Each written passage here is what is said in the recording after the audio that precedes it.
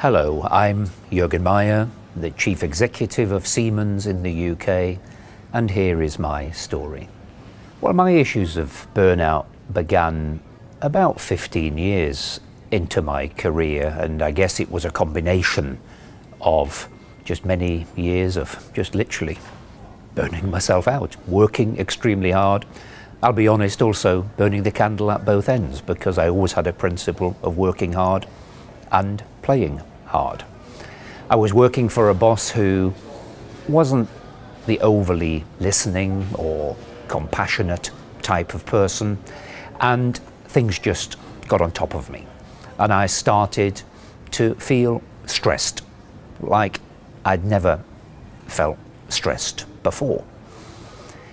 And it was partially the issue of workload, but also the self-doubt of, am I really performing to my satisfaction or to the satisfaction of everybody else?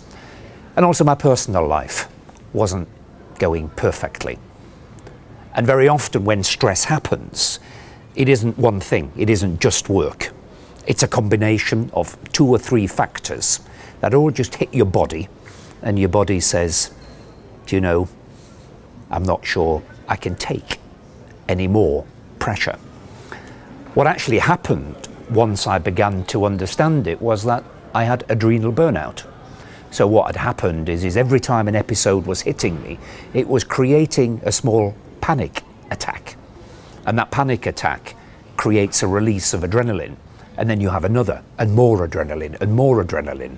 And of course, in a normal environment, and in a controlled environment, adrenaline is good. But when it's happening, like a little explosion all of the time, eventually your adrenal gland gives up and there is no more adrenaline to give. And you feel really down, emotionally, drained of energy. But actually outwardly, you're portraying an image of everything is fine. And partially the reason why I was doing that is because I knew that if I shared my feelings and my story with my boss, I'm absolutely certain he would have seen me as a weak individual, somebody not able to cope with the stresses of modern life, and therefore probably would have prevented me from being able to carry on my career ladder. So I searched help outside, and I was lucky. I found somebody externally, a counsellor. I actually tried several different types of counselling, and I found people that were able to understand and help me.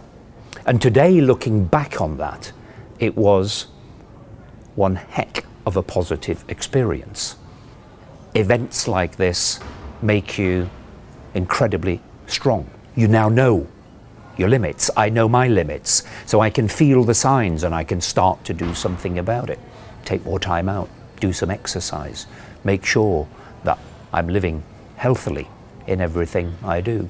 And today, actually, I feel incredibly confident that I can manage more stress than I ever could before. But that's just because I know the signs, I know the limits that I didn't know before.